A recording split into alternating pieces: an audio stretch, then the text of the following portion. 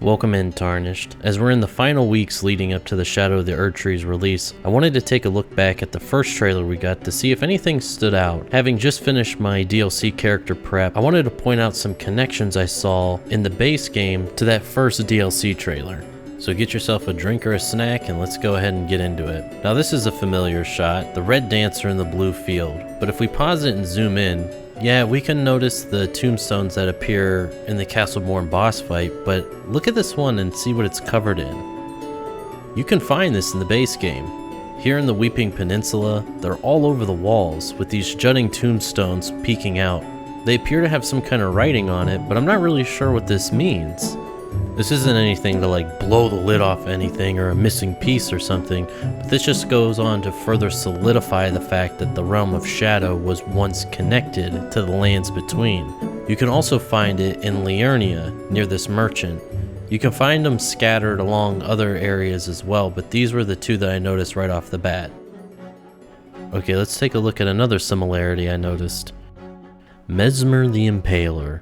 In this shot from the first trailer, as he steps back and conjures his spear back into his hand, what I noticed was a little odd was that we've seen this before, but for Mesmer it's very different. So the major instances of this in the base game is definitely Morgott and the Red Wolf of Radagon. They can both conjure a weapon.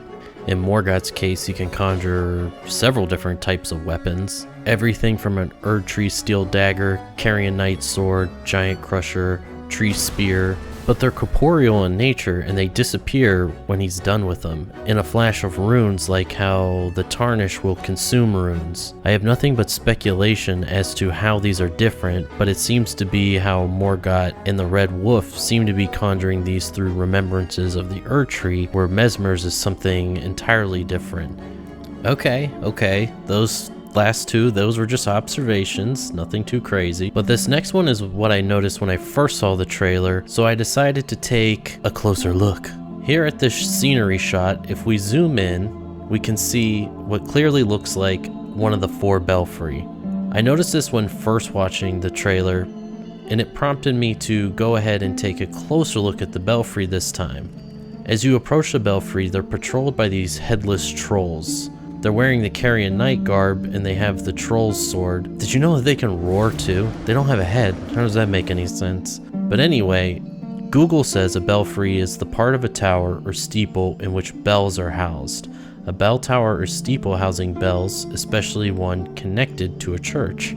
Well, that is a bit odd because the four belfry in Liurnia aren't connected to anything in a physical sense, but they do teleport you to different locations. On each one of the belfry, we see a relief of an old man covered in roots. I just can't shake this feeling that the old man statues that we see in like the Old Palace ruins and over Liurnia and other places, and the old man we see in the DLC are one and the same. I just can't shake this feeling that they're somehow connected. Also on the belfry, we have this cloth-like drape design. Initially, I thought that this looked like a Baldachin's blessing. I mean, they are pretty similar, and we don't really see this drape design repeated on any other building. But since the belfry is connected in the Land of Shadow, it made me also think, well, it is veiled, and this could be a veil. At the uppermost belfry, you'll find an imbued sword key. The sword key reads specifically, breaks the seal on the imp statues guarding the sending gates enshrined in each belfry. Each one of these sending gates will send you to the precipice of anticipation, crumbling lands, and a night sky unceasing.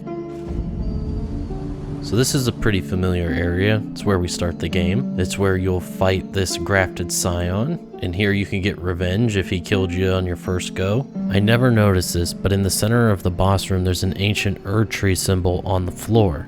This could be the game's way of telling us of how old the Chapel of Anticipation is, and around the era it was built. It clearly used to be part of Stormveil Castle by the gold reliefs on the top and the fact that we can find the Storm King's ashes here, but something had to have happened to separate it from Stormveil Castle. A night sky unceasing. This will teleport us to Nokron, and from here we can see the cocoon of the Empyrean and the entrance to the DLC. Not only that, but we can find the loneliest crucible knight in existence.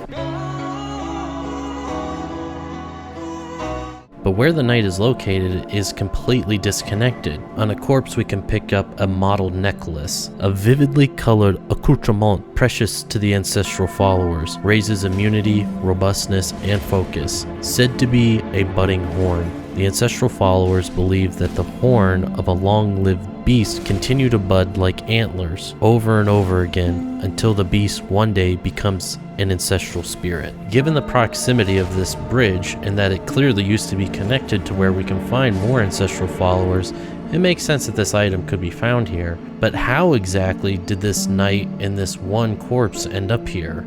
That we may never know. And of course, for killing the knight, we get a bunch of jack butt kiss nothing.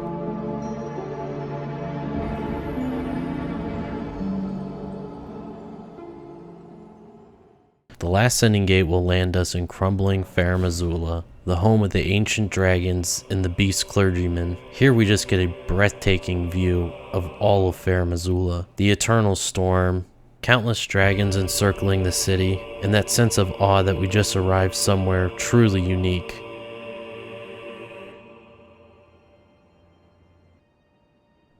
Making our way down the only platforms we can go, we'll encounter two beastmen. This most likely isn't our first encounter with the beastmen, but this one's definitely very memorable. Going down to the last platform, you'll find a lone corpse in which you can loot the Pearl Drake talisman off of. Again, it makes you wonder just how did this corpse wind up here, but from here you can get a view of the lands between like you can't get anywhere else. All of these locations have something in common, is that they're all disconnected, only reachable by the sending gates at the Belfry. So if the Belfry in the Land of Shadow behaves similarly, then who knows where it's gonna send us. I want to end the video on a question. During your first playthrough, did you ever encounter this transporter trap that teleported you to Lindell at the Divine Bridge? This is a pretty confusing moment for sure. Huh? But upon replaying the game, I could not shake this question. Where in the hell did this bridge go? It's completely destroyed in a way that we have seen in other places in the game. All that's up here is a sending gate and a treasure chest, but it just makes no sense. If you look out from the bridge, it just goes to nowhere. My first initial thought was that this bridge was destroyed with the war with the dragons. I mean, that makes sense, right? But most of the other city seems pretty intact, and if there was any damage, it's been repaired, save for, you know, grand sacks laying on all the buildings. It doesn't seem like they could really have done anything about that, or they would have. And you can see that the landscape looks like it's scooped out in a very unnatural way. On the other side of the city, where the Grand Lift of Rold is located, there is a bridge that connects to a divine tower. So it made me think, okay, maybe this divine bridge was connected to this divine tower of West Altus, but the elevation's completely off. So it would have to be connected to another lift, like the Grand Lift of Rold, to take you down to the tower.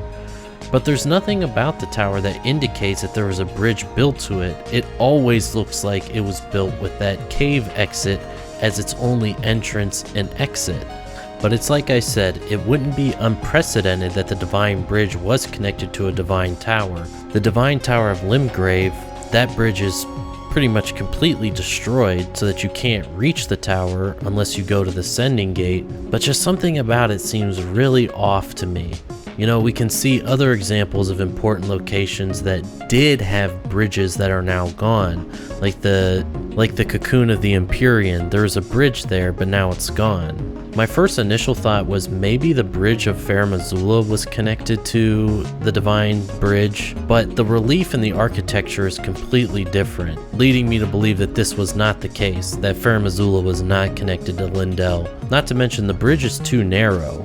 But then that raises another question. Where was Fair Missoula connected to? This bridge was clearly connected to somewhere, and Fair Missoula was a part of the lands between, so where was it connected? If you look at the map, it just leads out to nowhere, but the entire city could have been turned when it was raised from the ground.